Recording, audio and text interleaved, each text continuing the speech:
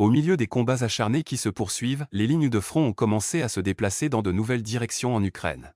L'armée russe lance de nouvelles opérations offensives, obligeant les forces armées ukrainiennes à déployer leurs réserves épuisées sur des fronts étendus.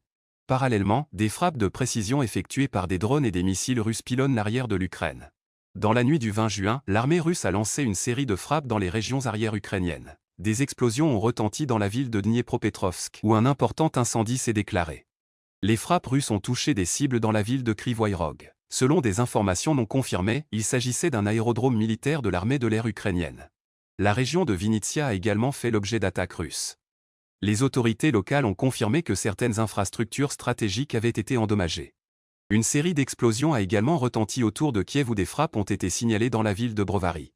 Selon un rapport local, des drones kamikazes russes ont endommagé les défenses aériennes ukrainiennes près de la capitale.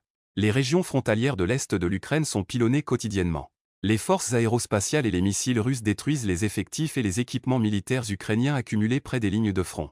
Des frappes massives ont notamment été lancées dans la région de Kharkov et continuent d'être lancées chaque nuit et chaque jour. Au moins 3 explosions ont été enregistrées à Kharkov le 19 juin. Le territoire d'un camp d'enfants utilisé pour héberger des militaires ukrainiens et des mercenaires étrangers dans le district de Shevchenko a fait l'objet d'une nouvelle attaque. Le même jour, une nouvelle vague de frappes russes a touché le sud de la région d'Odessa.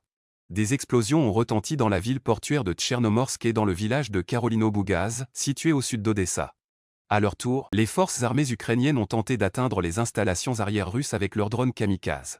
Selon le ministère russe de la Défense, 15 drones ukrainiens ont été détruits dans 6 régions russes. L'attaque massive des drones a provoqué un incendie dans un dépôt pétrolier en Adyguée. Une autre cible était la raffinerie de pétrole d'Afipski, mais le drone ne l'a pas atteinte. Une femme civile a été tuée après qu'un drone soit tombé sur sa maison.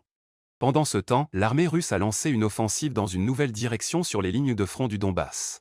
Après une pause prolongée, les militaires russes ont avancé vers la ville de Toretsk, située à la frontière des républiques populaires de Donetsk et de Lugansk.